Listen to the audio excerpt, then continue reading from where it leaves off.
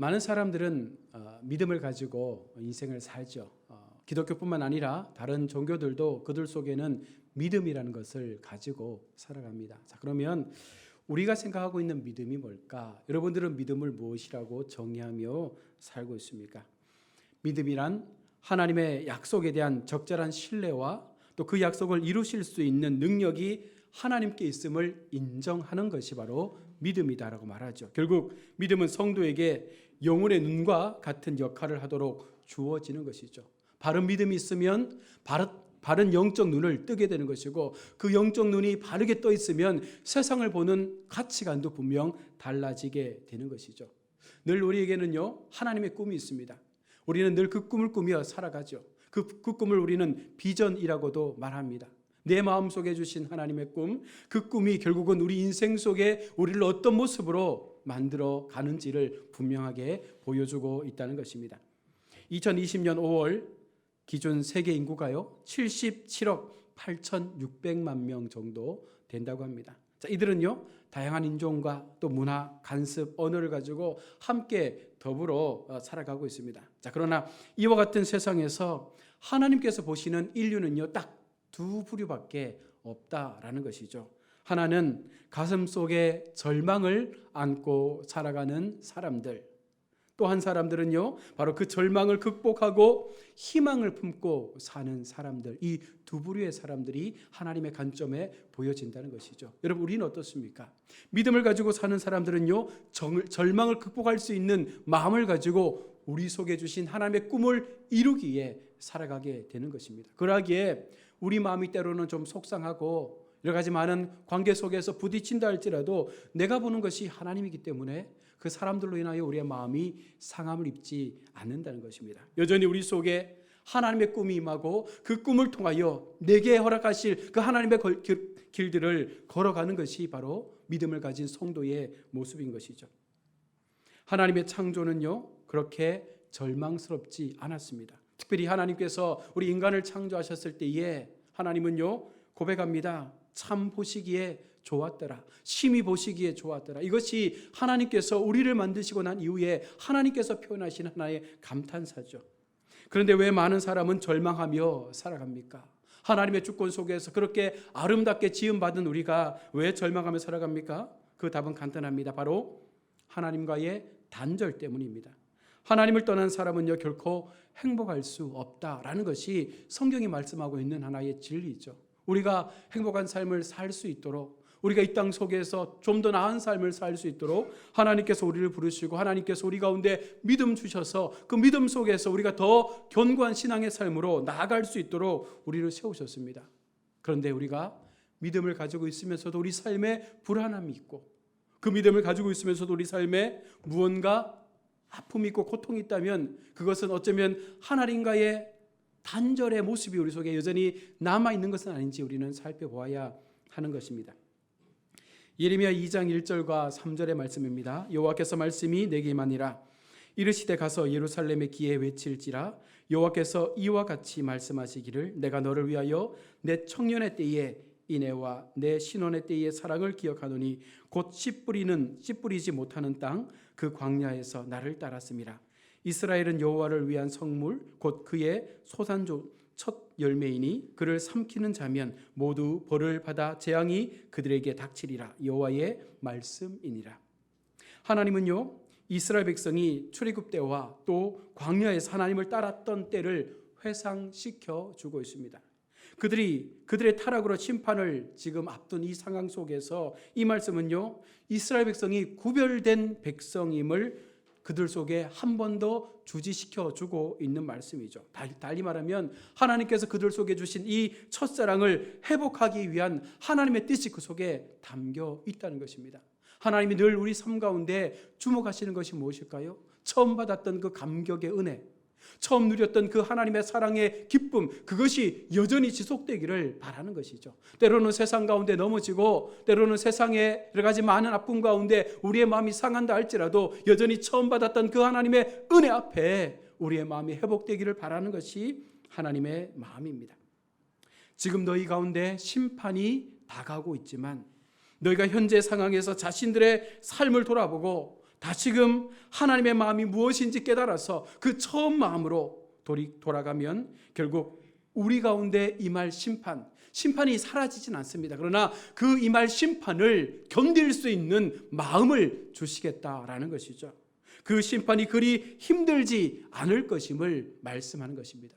분명 죄를 지었기 때문에, 분명 하나님 앞에 범죄했기 때문에 그들 속에 심판은 임할 것입니다. 그러나 그 처음 사랑으로 돌아올 때에 그 심판을 견딜 수 있는 마음 또한 하나님께서 주시겠다라는 것이죠. 그럼 하나님을 떠난 인간이 그 빈 곳을 여러분 무엇으로 채우겠습니까?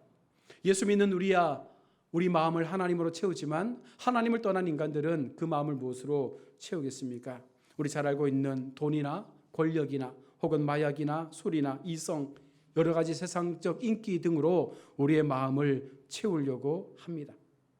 하지만 하나님을 떠난 인간의 삶은요, 결국은요, 밑빠진 독에 물 붓는 것처럼 아무리 부어도 아무리 채워도 만족함이 없는 삶을 살게 되는 것이죠. 그러니 늘 그들 삶 속에 계속해서 무언가를 더 채우고 싶은 욕망만이 넘쳐나게 됩니다. 마치 무더운 날 갈증이 날 때에 아무리 많은 탄산수를 마셔도요, 그 갈증은 여전히 우리 속에 남아 있습니다. 왜 그렇습니까? 그 갈증을 해소할 수 있는 방법은 물을 마셔야 되는 거죠. 물이 아닌 다른 것을 아무리 마셔도 그 갈증은 해소되지 않습니다. 시원한 물을 마셔야 그 무더운 여름의 갈증을 해소할 수 있는 것처럼 인간은요, 반드시 하나님이 주시는 그 생수의 물을 마셔야 우리 속에 남아있는 그 갈증들을 해소할 수가 있는 것입니다. 키에르케고르는요, 희망이 없이 절망 속에 사는 인간은 죽음에 이르는 병든 사람이다 라고 말합니다. 우리 속에 희망이 없다는 것은요, 결국은 죽음을 향해 갈 수밖에 없다는 것입니다. 그래서 하나님께서 우리 가운데 꿈을 주시고 그 비전 속에서 우리가 좀 더 나은 삶을 살아갈 수 있는 하나님의 마음을 우리 가운데 허락하여 주시는 것이죠. 그러나 우리가 불순종하고 살았던 그 불신앙의 죄를 회개할 때에 하나님 앞에 나아가 절망적인 삶을 극복하고 희망에 넘치는 삶을 우리가 살아가기를 다짐할 수 있을 때에 우리는 좀 더 변화된 우리의 모습을 보게 되는 것이죠. 영화 가운데 돈 크라이 마미라는 영화가 있습니다. 아마 보신 분들도 있을 텐데요. 하나뿐인 딸을 집단 성폭행을 통해서 그 딸이 고통받게 되죠. 그리고 생일날 이 딸아이가 스스로 목숨을 끊게 됩니다. 딸을 잃은 엄마는요, 이 아이를 가해했던 학생들을 전부 다 찾아가서 죽이게 됩니다. 영화를 보는 내내 가슴이 아팠습니다. 딸아이의 성폭행, 자살, 복수, 살인, 여러분 무엇이 이들을 그토록 힘들게 했을까요? 우리가 살고 있는 세상은요, 이런 영화의 소재뿐만 아니라 다양한 것들로 우리의 마음을 아프게 하고 우리의 마음을 힘들게 하지 않습니까?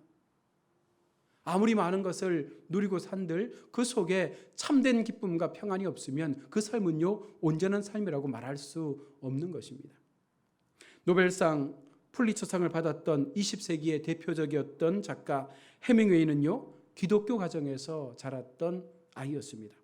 그의 아버지는 의사로서 평생 선교사가 되는 꿈을 꾸며 살았습니다. 또한 그의 어머니도 굉장한 신앙이 깊은 사람이었습니다. 그러나 해밍웨이는요, 인생 여정 가운데 믿음을 저버리고 아버지와 어머니가 만났던 그 하나님의 길에서 떠나 불신앙의 길로 들어가게 됩니다. 그리고 방황하게 되고 결국 그의 마지막 인생은요, 자살로 맞춰지게 되는 것이죠. 무기여 잘 있거라, 누구를 위하여 종을 울리나, 노인과 바다 등 지금도 많은 사람들에게 사랑받는 작품이 바로 이 해밍웨이를 통해서 쓰여졌습니다. 그러나 그의 인생은요, 뭐라고 지금 기록되고 있습니까? 그의 인생은 자살이라는 단어로 그의 인생을 보여주고 있는 것이죠. 그는 삶의 성공에도 불구하고 항상 불안과 우울증에 시달렸다고 합니다. 정신병원에서 치료를 받으나 결국 엽총으로 자살을 했습니다. 해밍웨이는요, 마지막 그의 인생의 끝 무렵에 이렇게 고백했습니다.